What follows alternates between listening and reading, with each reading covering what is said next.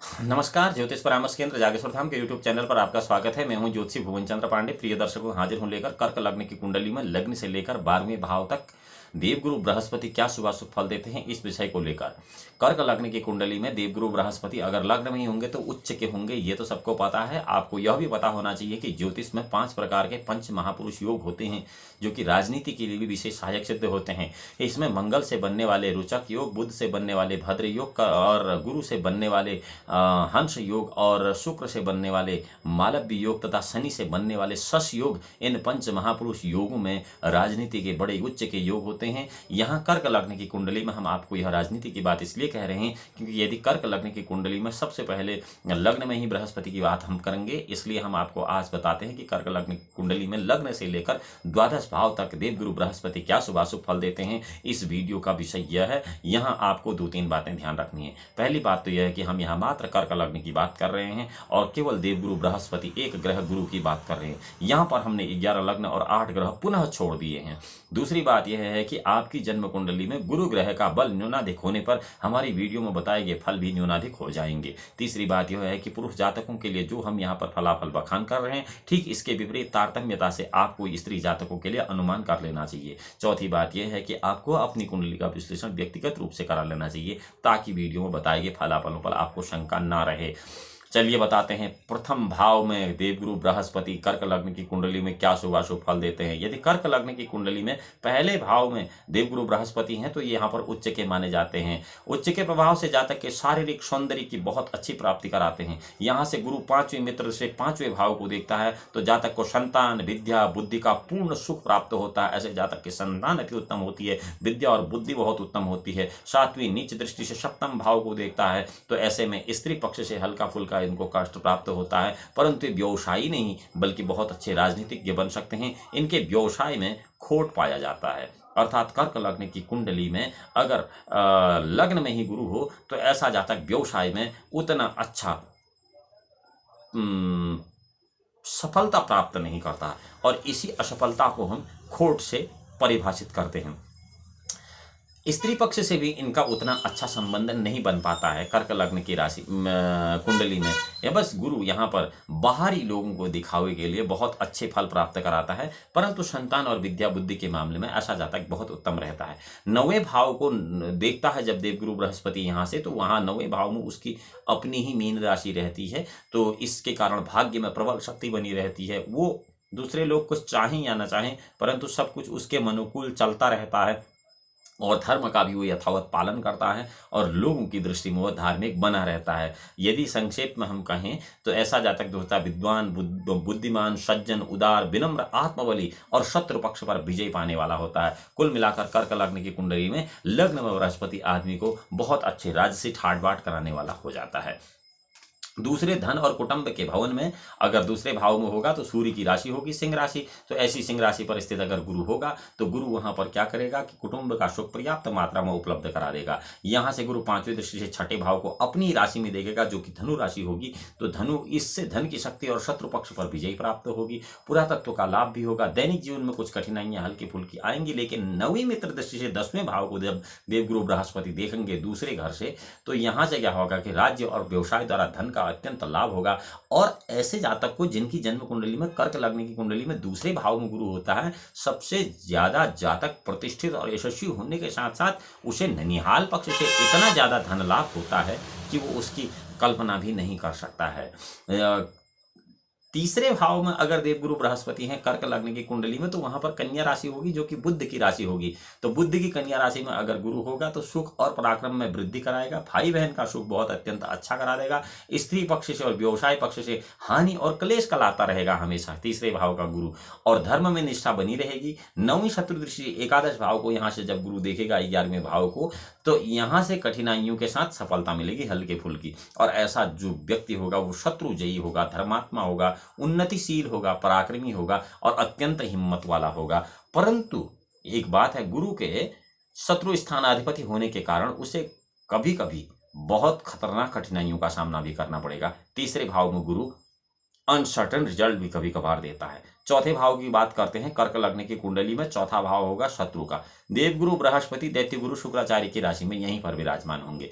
तो देवगुरु बृहस्पति अगर दैत्यगुरु शुक्राचार्य की राशि में होंगे तो मातृभूमि स्थान सुख के पक्ष में असंतोष बना रहेगा। ऐसा जातक घर से बाहर ज्यादा सफलता प्राप्त करता, घर में रहना कम पसंद करता है, घर में उसे बहुत परेशानी होती है, शांतिपूर्ण तरीकों से झगड़े झंझटों को सुलझाता है और यहाँ से जातक आयु के क्षेत्र में असंतोष करता है, पुरातत्व का उसे कम लाभ मिलता है। कुल मिलाकर अगर चौथे भाव में गुरु है और कर्क लग्न की कुंडली है तो ऐसे जातकों को आजीवन महामृत्युंजय मंत्र का जाप करते रहना चाहिए। लेकिन एक बात हम आपको बता दें कि ओम त्र्यंबकम यजामहे सुगंधिम पुष्टिवर्धनम उर्वारुकम वंदनान मृत्योर्मुक्षमामृतात्, यह महामृत्युंजय मंत्र नहीं है, यह मृत्यु को जीतने वाला मंत्र नहीं है, बल्कि यह आसानी से मरने वाला मंत्र है। ये आपको समझ लेना चाहिए, ये जीवन बढ़ाने वाला मंत्र नहीं है। हम ये कह रहे हैं कि चौथे भाव में अगर गुरु है और कर्क लग्न की कुंडली तो महामृत्युंजय का मंत्र करना चाहिए। कृपया ध्यान देने की बात यह है कि हमारी बातों को थोड़ा समय लगाकर समझना भी आवश्यक है। पांचवें त्रिकोण विद्या बुद्धि के संतान के भाव में अगर देवगुरु बृहस्पति हैं कर्क लग्न की कुंडली में तो लाजमी है वहां पर वृश्चिक राशि होगी, और वृश्चिक राशि होगी मंगल की, तो जातक को विद्या बुद्धि संतान के पक्ष में विशेष सफलता प्राप्त होगी। पावरफुल माइंड जिसको कहते हैं, वैज्ञानिकों का जैसा दिमाग जो कि आज लोग पसंद करते हैं। नवम भाव को गुरु यहाँ से पांचवी दृष्टि से देखेगा तो संतान संयोग से भाग्य और धर्म दोनों की वृद्धि होगी। ऐसा जातक धर्म कर्म करने में बहुत अच्छा ध्यान रखता है और बहुत अच्छा धार्मिक व्यक्ति होता है, और उसकी संतान भी बहुत अच्छी होती है, उसके पास बुद्धि भी बहुत अच्छी होती है। एकादश भाव को अगर गुरु यहाँ से देखता है पांचवें भाव से तो आय के भाव में देखने के कारण उसे लाभ के क्षेत्र में असफलता रहती। कुल मिलाकर लाभ उसे 100% कभी भी नहीं हो पाता है, असंतोष के साथ उसे सफलता मिलेगी। और नवीं मित्र दृष्टि से प्रथम भाव को अगर देवगुरु बृहस्पति पांचवें घर से देखेंगे कर्क लग्न की कुंडली में तो ऐसे में आत्मबल और सुयश प्राप्त होगा। ऐसा जातक बड़ा अत्यंत आत्मबली होता है, उसे अपनी बातों पर बड़ा भरोसा होता है। कर्क लग्न की कुंडली में अगर पांचवें भाव में गुरु हो तो छठे भाव में धनु राशि होती है, कर्क लग्न की कुंडली में षष्ठेश हो गया तो इस कारण से जो है जातक प्रत्येक क्षेत्र में कुछ न कुछ परेशानियां अनुभव करता है और सफलता उसे अवश्य मिलती है, लेकिन कठिनाइयों के साथ, ऐसा नहीं कि असफलता है। कुल मिलाकर पंचम भाव में भी गुरु कर्क लग्न की कुंडली में मध्यम और मध्यम उत्तम फल देता है, अदम फल का तो यहाँ कोई मतलब ही नहीं है। छठे भाव में अगर गुरु है कर्क लग्न की कुंडली की मात्र हम यहाँ पर बात कर रहे हैं तो छठे भाव में गुरु की धनु राशि होगी, और गुरु की धनु राशि पर स्थित छठे भाव में कर्क लग्न से जातक शत्रुओं पर अपना अत्यधिक प्रभाव रखता है और यशस्वी होता है, परंतु गुरु के षष्ठेश होने के कारण भाग्य उन्नति में उसकी परेशानियां आती हैं, उसके भाग्य में बार बार परेशानियां आती हैं। यहाँ से गुरु पांचवें मित्र से 10वें भाव को देखता है। 10वां भाव जो कि पिता राज्य व्यवसाय का है तो पिता से राज्य से व्यवसाय से उसे अत्यंत सम्मान प्राप्त होता है, अत्यंत लाभ प्राप्त होता है। 7वें मित्र दृष्टि से यहाँ से गुरु 12वें भाव को देखता है। 12वां भाव वो है मिथुन राशि का बुध का, तो ऐसे में खर्चा बहुत अधिक कराता है, बाहरी संबंधों से लाभ भी कराता है। 9वीं मित्र दृष्टि से दूसरे भाव को देखता है तो दूसरा भाव जो है वो धन का है, कुटुंब का है और बंधन का भी है, तो कुटुंब की शक्ति प्राप्त होती है। ऐसे व्यक्ति को सुखी, यशस्वी और प्रभावशाली कह सकते हैं कर्क लग्न की कुंडली में छठे भाव में जबकि गुरु है।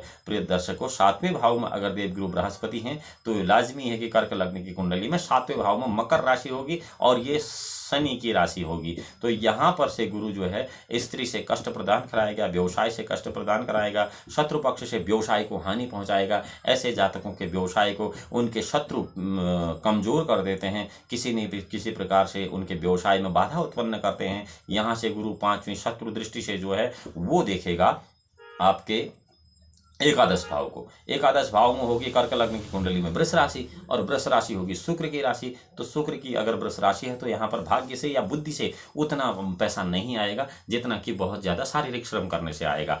यहीं से 7वीं उच्च दृष्टि से प्रथम भाव को अगर इस गुरु ने देखा 7वें भाव से तो इस सौंदर्य को, शारीरिक सौंदर्य को बढ़ा देगा, और 9वीं मित्र दृष्टि से तीसरे भाव को देखने से भाई बहन के सुख को बढ़ा देगा। परंतु गुरु के षष्ठेश होने के कारण सभी क्षेत्रों में सामान्य कठिनाइयां भी बार बार ये गुरु देता रहेगा।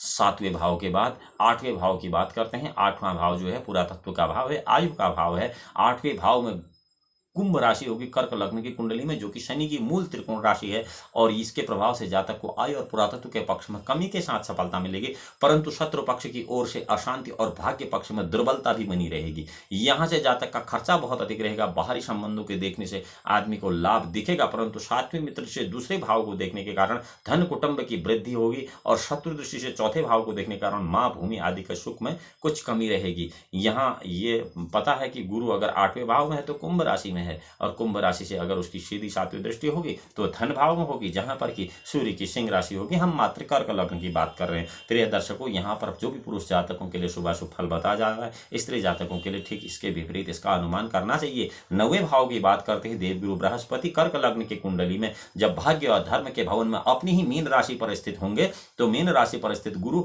अपनी ही राशि पर स्वराशि का होगा, तो शारीरिक सौंदर्य के प्रभाव की प्राप्ति कराएगा। आदमी देखने का बड़ा स्मार्ट होगा, बहुत अच्छा लगेगा, आपको लगेगा बहुत विद्वान है, बहुत स्मार्ट है। 7वें मित्र से 3य भाव को देखने के कारण भाई बहन का सुख भी इसे बहुत मिलेगा, पराक्रम की भी इसी ताकत होती है। 9वें मित्र से 5म भाव को देखने के कारण विद्या बुद्धि संतान के पक्ष में विशेष सफलता प्राप्त करता है। संक्षेप में ऐसा जातक जो है वो विद्वान बुद्धिमान सज्जन सुखी धनी पराक्रमी और यशस्वी होता है। कुल मिलाकर कर्क लग्न की कुंडली में 9वें भाव में देवगुरु बृहस्पति बहुत उत्तम फल दे देते हैं। 10वें भाव की बात करते हैं। कर्म का भाव है, राज्य का भाव है, पिता का भाव है। कर्क लग्न की कुंडली में मेष राशि मंगल की होगी 10वें भाव में। राज्य पिता व्यवसाय द्वारा पूरा सहयोग यहाँ पर ऐसे जातक को मिलेगा, सम्मान मिलेगा, लाभ की प्राप्ति होगी। गुरु 5वें मित्र दृष्टि से दूसरे भाव को दिखाकर, जो कि धन और कुटुंब का भाव होगा। कर्क लग्न की कुंडली में दूसरा भाव सूर्य की सिंह राशि का होगा। सूर्य की सिंह राशि पर अगर देवगुरु बृहस्पति होंगे तो यहाँ से ये जातक को धन और कुटुंब से संपन्न कर देंगे, अर्थात इसका परिवार भी बहुत अच्छा होगा और धन धान्य से भी परिपूर्ण होगा। चौथे भाव को यहाँ से जब गुरु देखेगा 10वें भाव से पूर्ण दृष्टि से, तो चौथा भाव जो है वो माता का, भूमि का, मकान का है। तो ऐसे में असंतोष के साथ माँ भूमि का पर्याप्त सुख मिलेगा, लेकिन असंतोष के साथ मिलेगा, क्योंकि वो दैत्य गुरु शुक्राचार्य की राशि है और ये देवगुरु बृहस्पति हैं। इनका थोड़ा उतना अच्छा सामंजस्य इस स्तर पर नहीं होता है। 9वीं दृष्टि से स्वराशि में 6ठ भाव को देखने पर शत्रु पक्ष, 9वीं दृष्टि से 6ठ भाव यानी कि 6ठे भाव को जब देखेगा 10म भाव से देवगुरु बृहस्पति, तो शत्रु पक्ष पर कुछ कठिनाइयां उसे प्राप्त होंगी, यानी कि शत्रु पक्ष से उतना अच्छा लाभ उसको नहीं होगा। और ऐसा जातक परिश्रम और झगड़े झंझट बहुत होते हैं ऐसे लोगों के, और ऐसे योग से भाग्य उन्नति और पदोन्नति करता है और भाग्यशाली बन जाता है, और इन झगड़े झंझटों से वो सीख जाता है, इसलिए उसका भाग्य उदय हो जाता है। क्योंकि 10वें भाव में अगर गुरु रहेगा कर्क लग्न की कुंडली में, वहाँ पर मेष राशि रहेगी, मंगल की उग्र राशि है, वहाँ से लड़ाई झगड़े तो होंगे, लेकिन वो लड़ाई झगड़े उसे सबक सीखने के लिए और उसकी सफलता के कारक भी बन जाएंगे। 11वें भाव में अगर देवगुरु बृहस्पति होंगे, मात्र कर्क लग्न की कुंडली की हम बात कर रहे हैं, तो 11वें भाव में जो होगा वो दैत्य गुरु शुक्राचार्य की वृष राशि होगी। तो अगर दैत्य गुरु शुक्राचार्य की वृष राशि पर अगर 11वें भाव में गुरु होगा तो उसे शत्रु पक्ष से लाभ होगा, धर्म का पालन भी अच्छे से करेगा। यहाँ से गुरु 5वें मित्र से 3रे भाव को देखेगा, जातक का सामान्य वैमनस्य भाई बहनों के साथ रहेगा और पराक्रम में वृद्धि होगी। 7वीं मित्र दृष्टि से अगर गुरु एकादश भाव से 5वें भाव को देखेगा तो वहां पर मंगल की वृश्चिक राशि होगी 5वें भाव में, क्योंकि कर्क लग्न की कुंडली है, तो कर्क लग्न की कुंडली में 5वें भाव में वृश्चिक राशि होगी। तो ऐसे में क्या होगा, विद्या बुद्धि और संतान के क्षेत्र में सफलता मिलेगी। और 9वीं दृष्टि से 7वें भाव को देखने के कारण यहाँ पर क्या होगा कि व्यवसाय अच्छा नहीं होगा, स्त्री पक्ष से संबंध अच्छे नहीं होंगे। और हम यहाँ बात स्त्री और स्त्री पक्ष की अलग अलग कर रहे हैं, ये आपको ध्यान रखना होगा। स्त्री पक्ष से संबंध, क्योंकि बोलने में कई बार स्त्री और स्त्री पक्ष में हमारा गड़बड़ हो सकता है। स्त्री और स्त्री पक्ष से संबंध अच्छा नहीं होगा और व्यवसाय के क्षेत्र में कष्ट होगी, हानि होगी, असंतोष बना रहेगा। सामान्यतः ऐसा जातक यशस्वी धनी तो कहा ही जाता है। एकादश भाव में भी गुरु जो है कर्क लग्न की कुंडली में मध्यम फल देते हैं। उत्तम और अधम की अभी फिलहाल हमने बात नहीं की, किसी ग्रह की युति का या किसी ग्रह की दृष्टि का भी यहाँ पर शुभाशुभ फल नहीं है। 12वें भाव की बात पहले कर लेते हैं। 12वें भाव में व्यय भाव में अगर गुरु होगा तो वहां पर लाजमी है कर्क राशि की कुंडली में बुध की मिथुन राशि होगी, और मिथुन राशि होगी तो ऐसे में बाहरी स्थानों के संबंध से लाभ मिलेगा। भाग्य स्थान में कमी आएगी, क्योंकि भाग्य स्थान में इसलिए कमी आएगी कि 12वें भाव में गुरु जो है वो व्यय स्थान में रहेगा और गुरु यहाँ भाग्येश भी होगा, क्योंकि भाग्य भाव में मीन राशि होगी। तो यथावत भाग्य धर्म का पालन नहीं कर पाएगा जातक, बार बार दिखावे के लिए वो धार्मिक कार्यों को करेगा, और जातक को माँ भूमि भवन के क्षेत्र में परिश्रम द्वारा सफलता मिलेगी। बहुत अच्छी सफलता घर से उसको नहीं मिलेगी। सातवीं दृष्टि से अपनी ही राशि में छठे भाव को देखने के कारण शत्रु पक्ष पर सफलता मिलेगी, क्योंकि छठे भाव पर वहां धनु राशि होगी कर्क लग्न की कुंडली में। और यहां से नवीं शत्रु दृष्टि से अष्टम भाव को अगर जब गुरु देखेगा तो अष्टम भाव जो है वो आयु और पुरातत्व का है। तो ऐसे में आयु और पुरातत्व के क्षेत्र में भी सामान्य सफलता मिलेगी, बहुत उत्तम सफलता नहीं मिलेगी। कुल मिलाकर लग्न से लेकर 12 भावों तक यह तो थे देवगुरु बृहस्पति के शुभाशुभ फल सामान्य अवस्था में। आपकी जन्म कुंडली में देवगुरु बृहस्पति की क्या स्थिति है, यह गुरु ग्रह के बलाबल पर ही इस वीडियो के फलाफल निर्भर करेंगे। परंतु प्रिय दर्शकों, आपको यह ध्यान रखना होगा कि आपको अपनी जन्म कुंडली का विश्लेषण व्यक्तिगत तौर से करा लेना चाहिए, क्योंकि ऐसा नहीं हो सकता कि आपकी जन्म कुंडली में कर्क लग्न में ये ग्रह अकेले यहाँ पर हों या फिर इन ग्रहों पर कोई अन्य, ये गुरु ग्रह पर किसी अन्य ग्रह की दृष्टि न हो। आशा करते हैं वीडियो आपको रोचक लगी होगी। यदि आप ज्योतिष की जिज्ञासा रखते हैं और ज्योतिष संबंधित जानकारी चाहते हैं तो ज्योतिष परामर्श केंद्र जागेश्वर धाम के इस यूट्यूब चैनल को आप लाइक कर सकते हैं, सब्सक्राइब कर सकते हैं, और बेल आइकन का बटन केवल इसलिए दबा सकते हैं कि सोशल मीडिया प्लेटफॉर्म पर सबसे पहले आपको यह जानकारी प्राप्त हो सके। अगली वीडियो में हम मिलेंगे कि कर्क लग्न की कुंडली में लग्न से लेकर 12 भाव तक दैत्यगुरु शुक्राचार्य क्या शुभाशुभ फल देते हैं। तब तक, जब तक कि अगली वीडियो में हम आपसे मिलते हैं, भगवान भोलेनाथ आपका परम कल्याण करें। तब तक के लिए नमस्कार।